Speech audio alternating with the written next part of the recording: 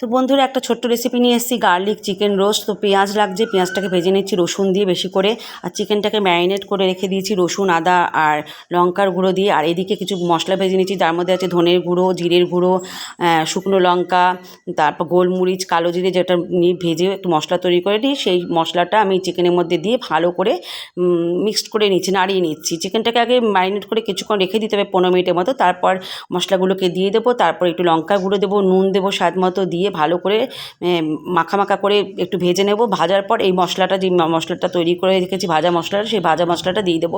আর রসুনের ভাগটা কিন্তু এখানে বেশি লাগবে বন্ধুরা, খেতে কিন্তু জাস্ট দারুণ হয়, কিছুই না, খুব সহজ পদ্ধতিতে তোমরা করে ফেলতে পারবে এই চিকেন রোস্ট, মানে গার্লিক চিকেন রোস্ট। রসুনের ভাগটা বেশি থাকবে। আর লাস্টে ছড়িয়ে দিলাম একটু ধনেপাতা।